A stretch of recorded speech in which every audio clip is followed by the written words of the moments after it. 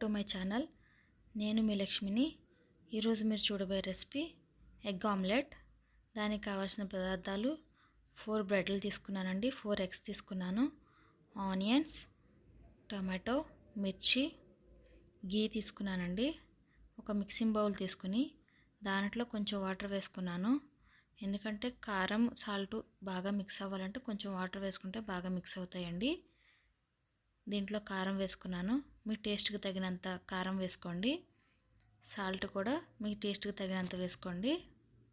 ఈ రెండు బాగా మిక్స్ చేసుకోవాలండి. ఈ రెండు ఇప్పుడు బాగా మిక్స్ చేసుకుంటాను. ఒక 4 బ్రెడ్స్కి ఒక 4 ఎగ్స్ అయితే సరిపోతాయండి. బ్రెడ్ని ముందుగానే టోస్ట్ చేసి పెట్టుకోవాలండి. కొంచెం గీ వేసుకొని ప్యాన్లో 2 సైడ్స్ నీట్గా టోస్ట్ చేసి పెట్టుకోవాలండి. నేను ఆ ప్రాసెస్ అంతా ముందే చేసేసాను. ఇప్పుడు మిక్స్ చేసేసాను కదా, దీంట్లో ఎగ్స్ వేసేసుకుందాం. 4 ఎగ్స్ వేసుకున్నానండి.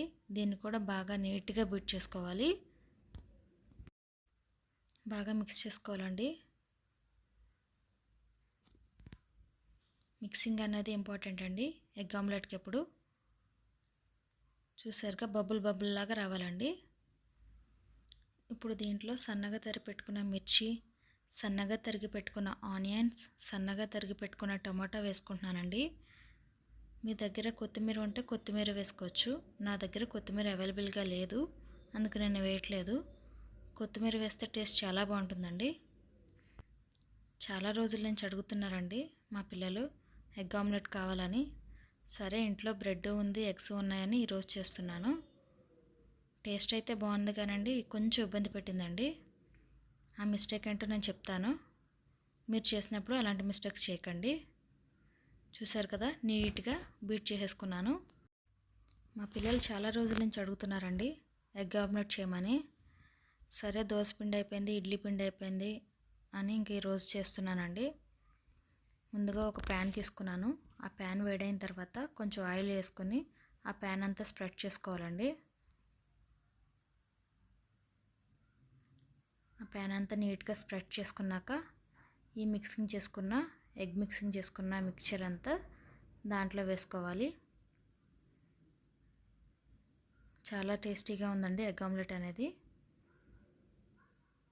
చూస్తున్నారు కదా మిక్చర్ ఎంత కలర్ఫుల్గా ఉందో. దీన్ని వేసేసుకున్నాను. దీనిపైన టోస్ట్ చేసిన బ్రెడ్ ఉంది కదండి, ఫస్ట్గా టోస్ట్ చేసి పెట్టుకున్న బ్రెడ్ని ఆమ్లెట్ పైన వేసేసుకోవాలి. ఆమ్లెట్ పైన వేసేసుకొని కొంచెంసేపు కుక్ చేసి తర్వాత టర్న్ చేసుకుంటే ఎగ్ ఆమ్లెట్ రెడీ అవుతుందండి. మా పిల్లలు దీన్ని చాలా ఎంజాయ్ చేశారండి. ఆ క్లిప్ అనేది లాస్ట్లో మీకు యాడ్ చేస్తాను, దాన్ని చూసి ఎంజాయ్ చేయండి. ఇప్పుడు చూసారు కదా కుక్ అవుతుంది. దీన్ని టర్న్ చేసుకుందాం. నేను చేసింది ఇక్కడేనండి మిస్టేక్. ఇంకా కొంచెంసేపు కుక్ చేయాల్సింది. నేను వెంటనే టర్న్ చేసేద్దామని చూశాను, అది కొంచెం బ్రేక్స్ వచ్చేసింది. అయినా ఎలాగోలాగ టర్న్ చేసేసానండి. ఇప్పుడు 2 సైడ్స్ నీట్గా కుక్ చేసుకున్నాను. టేస్ట్ అయితే చాలా బాగుందండి, కానీ టర్న్ చేయడమే కొంచెం ఇబ్బంది పెట్టింది. మీరు కొంచెం కుక్ చేసిన తర్వాత టర్న్ చేయండి. నా వీడియోస్ మీకు ఎలా అనిపిస్తున్నాయో కామెంట్ రూపంలో తెలియజేయండి. థ్యాంక్ యూ ఫర్ వాచింగ్ అండి. Thank you so much. Bread omelette, super! Like and share. Subscribe my mom channel. Thank you for watching.